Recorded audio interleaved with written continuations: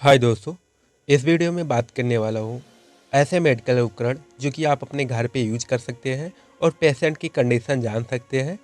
इसकी यहाँ पे आपको नॉर्मल वैल्यू और कौन सा आपको डिवाइस यूज़ करना है किस बीमारी में, वो सारी जानकारी इस वीडियो में मिलने वाली है। तो इसमें अगर हम सबसे पहले मेडिकल डिवाइस की बात करें तो वो है थर्मोमीटर। थर्मोमीटर यहाँ पे डिजिटल यूज़ किया गया है। अब ये किस प्रकार से यूज करना है, इसकी कितनी नॉर्मल वैल्यू होनी चाहिए, अगर हम ओरल से दे रहे हैं या रेक्टल से दे रहे हैं या फोरहेड से दे रहे हैं या आर्म पिट से दे रहे हैं।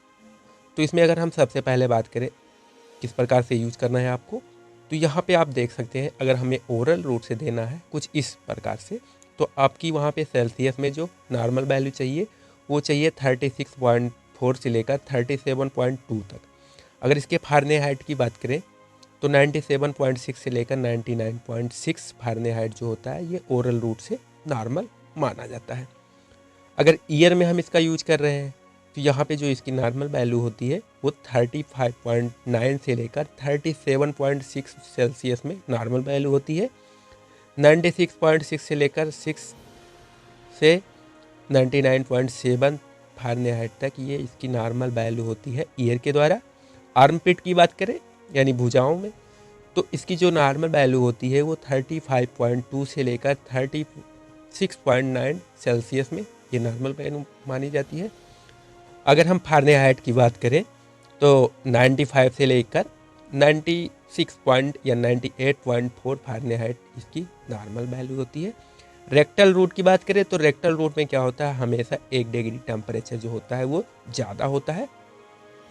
37 पॉइंट से लेकर 38.1 डिग्री सेल्सियस में रहेगा। वहीं अगर फारेनहाइट की बात करें तो 98.6 से लेकर 100.6 फारेनहाइट में रहेगा। फोरहेड की बात करें तो 35.6 से लेकर 36.9 इसकी नॉर्मल वैल्यू होती है। फारेनहाइट की बात करें तो 96 से लेकर 99.8 फारेनहाइट तक ये फोरहेड के केस में रहता है। अगर नेक्स्ट मेडिकल डिवाइस की बात करें तो ये है बीपी यानी blood pressure machine. Blood pressure machine से किस प्रकार से नापें और इसका नॉर्मल वैल्यू कितना होना चाहिए, तो यहाँ पे कुछ इस प्रकार से इसका यूज किया जाता है जैसे आप इमेज में देख रहे हैं। अगर इसके हम नॉर्मल वैल्यू की बात करें तो इसमें 2 फेज होता है, एक सिस्टोलिक होता है और एक डायस्टोलिक होता है। अगर नॉर्मल वैल्यू की बात करें तो हमेशा सिस्टोलिक 120 से नीचे रहनी चाहिए और डायस्टोलिक जो है वो 80 से नीचे रहना चाहिए। बढ़े हुए स्टेज में अगर ये 120 से 129 आ जाता है सिस्टोलिक और 80 से नीचे चला जाता है तो ये एलिवेटेड माना जाता है। हाई ब्लड प्रेशर की फर्स्ट स्टेज जो होती है वो 130 से लेकर 139 ये सिस्टोलिक रहता है और डायस्टोलिक 80 से लेकर 89 तक जो होता है वो डायस्टोलिक फेज रहेगा। हाई ब्लड प्रेशर अगर केस 2 देखें तो इसमें जो नॉर्मल वैल्यू होती है वो 140 से लेकर ज़्यादा हो और 90 से भी ज़्यादा हो डायस्टोलिक। हाइपरटेंसिव के स्टेज में क्या होता है कि ये वैल्यू जो है सिस्टोलिक वो अगर 180 से ज़्यादा हो जाती है या डायस्टोलिक जो है वो 120 से ज़्यादा हो जाती है तो इसको हाइपरटेंसिव स्टेज माना जाता है। इस स्टेज में आपको डॉक्टर से कंसल्ट करने की ज़रूरत पड़ती है। नेक्स्ट उपकरण की बात करें तो वो है पल्स ऑक्सीमीटर, जिसमें ऑक्सीजन सेचुरेशन रेट नापी जाती है। अब ये किस प्रकार से यूज की जाती है, तो इसका इंडेक्स फिंगर की मदद से यानी इंडेक्स फिंगर इसमें यूज किया जाता है पल्स की यानी ऑक्सीजन की सेचुरेशन रेट नापने के लिए। अब इसकी नॉर्मल वैल्यू कितनी होती है, तो इसमें आप देख सकते हैं अगर कोई पर्सन है हेल्दी पर्सन है तो उसमें अगर 95 आ रहा है तो उसमें वो नॉर्मल वैल्यू मानी जाती है। अगर वहीं 88 से लेकर 92 आती है तो वो पेशेंट जो वो COPD यानी लंग से संबंधित उसमें कोई बीमारी है तो वहाँ पे जो ऑक्सीजन सेचुरेशन है वो इतनी रहेगी। हाइपोक्सिक केस में क्या होता है कि जब ऑक्सीजन का सेचुरेशन रेट 85 से लेकर 94% आता है तो वो हाइपोक्सिक कंडीशन होती है।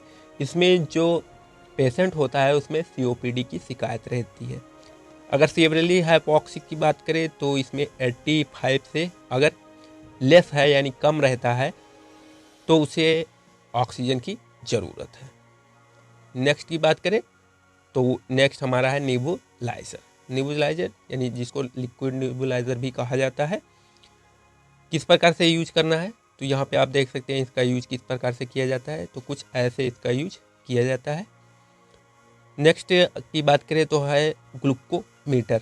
ग्लूकोमीटर वर्क क्या करता है, ये शुगर को नापने के लिए यूज़ किया जाता है। अब इसकी नॉर्मल वैल्यू कितनी होनी चाहिए, किस प्रकार से यूज की जाती है, तो ये कुछ इस प्रकार से फिंगर को या कहीं पे पिकल करके जो खून का सैंपल है उसको स्टिप पे लिया जाता है और उसको ग्लूकोमीटर में लगाया जाता है। अब यहाँ पे इसकी नॉर्मल वैल्यू कितनी होती है, तो यहाँ पे इसकी जो नॉर्मल वैल्यू होती है mg/dL, इसको 3 स्टेज में नापा जाता है। एक फास्टिंग होता है, एक आफ्टर ईटिंग होता है और एक आफ्टर ईटिंग 2-3 आवर्स के बाद होता है। तो अगर नॉर्मल वैल्यू की बात करें, अगर फास्टिंग में 80 से 100 तक आता है तो वो नॉर्मल माना जाता है। वहीं अगर खाना खाने के बाद की बात करें तो 170 से लेकर 200 जो होता है वो नॉर्मल माना जाता है। अगर खाना खाने के 2-3 घंटे बाद देखते हैं तो अगर 120 से लेकर 140 आती है तो वो नॉर्मल मानी जाती है। इम्पेयर्ड ग्लूकोज लेवल जो होती है वो 101 से लेकर 125 होती है और आफ्टर ईटिंग के बाद 190 से 230 होती है और 2-3 घंटे खाना खाने के बाद 140 से 160 होती है। अगर डायबिटिक पेशेंट है तो उसमें जो फास्टिंग स्टेज रहेगी वो 126 से ऊपर रहेगी। वहीं खाना खाने के बाद 220 से 300 के आसपास रहेगी। अगर खाना खाने के 2-3 घंटे बाद चेक करते हैं तो अगर 200 प्लस आता है तो वो डायबिटिक होता है, मतलब उस पेशेंट में शुगर हो चुका है। नेक्स्ट की बात करें तो नेक्स्ट है हमारा वेट मशीन। अब वेट मशीन मापने के लिए ये कुछ डिजिटल वेट मशीन है जिससे कि वेट मापी जाती है। अब इसकी नॉर्मल रेंज कितनी होती है, अगर एवरेज पर्सन है या मोटापे वाले पर्सन है तो उसमें BMI रेट कैसे निर्धारित की जाती है। तो यहाँ पे सबसे पहले बात करें BMI, यानी अगर किसी भी नॉर्मल पर्सन का BMI रेट जो होता है वो 18.5 से लेकर 25 तक है तो नॉर्मल माना जाता है। वहीं अगर BMI की रेट 25 से लेकर 30 है तो उसको ओवरवेट मानी जाती है, यानी इसको एवरेज माना जाता है। अगर BMI रेट 30 से 40 है तो उस पर्सन को मोटापा हो चुका है। अगर 40 से ज़्यादा है तो उसमें मोटापा काफ़ी ज़्यादा हो चुका है, यानी सीवियर हो चुका है। अगर इसमें बात करें BMI किस प्रकार से मापी जाती है तो उसके लिए एक कैलकुलेट BMI होती है जिसको यूजिंग मैट्रिक मेजरमेंट के द्वारा मापी जाती है। जैसे अगर किसी पर्सन का हाइट 152 सेंटीमीटर है, यानी उसको अगर मीटर में कन्वर्ट करेंगे तो 1.52 मीटर में आएगा।